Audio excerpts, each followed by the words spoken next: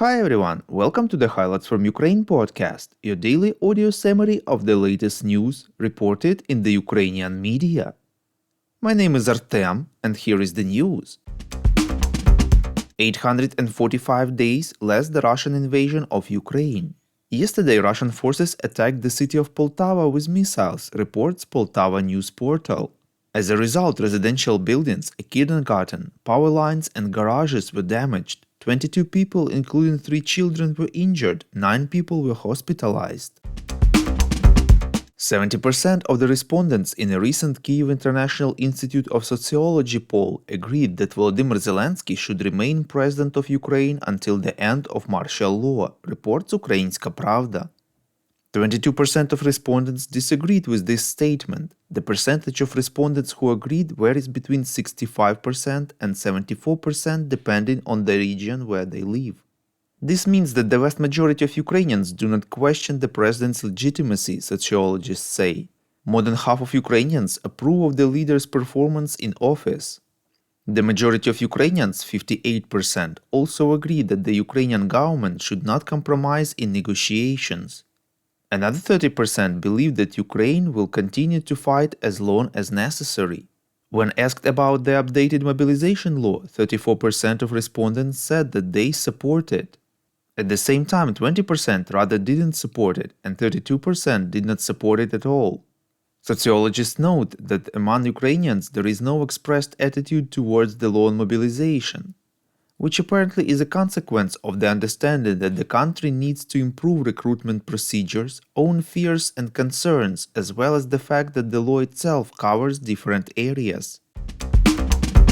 We would really appreciate if you could recommend us to your friends and family, as well as share information on social media. This way more people would learn about the podcast and truth about Russia's invasion of Ukraine.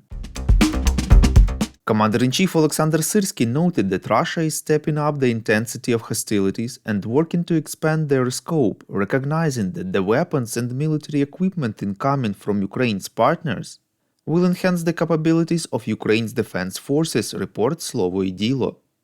Quote, "The enemy is well aware that with the gradual receipt of a significant amount of weapons and military equipment from our partners and the arrival of the first F-16s, which will strengthen our air defense, time will be on our side and their chances of success will decrease," unquote, Syrsky stressed.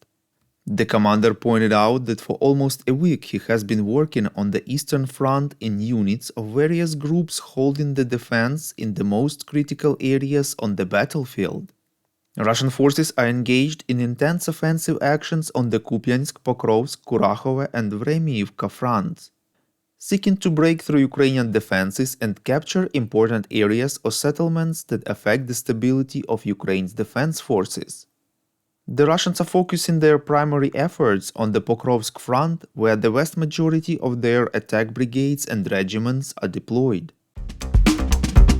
Romania beats Ukraine 3-0 in their Euro 2024 Group E football opener, reports Champion UA. This is the first Euro win for Romania in 24 years. In addition to Romania, the Ukrainians will play against Belgium and Slovakia at the group stage of the European Championship. The Ukrainian team will play their next match on Friday, June 21st, against the Slovaks. Thank you for listening to the Highlights from Ukraine podcast. We're a commercial initiative of just 2 people and we need your help to grow. Share information about the podcast, rate us in the app, subscribe to our Patreon. With your support, we are getting better. We call on you to demand from governments of your countries to impose the toughest sanctions possible on Russia and its citizens to stop their invasion of Ukraine.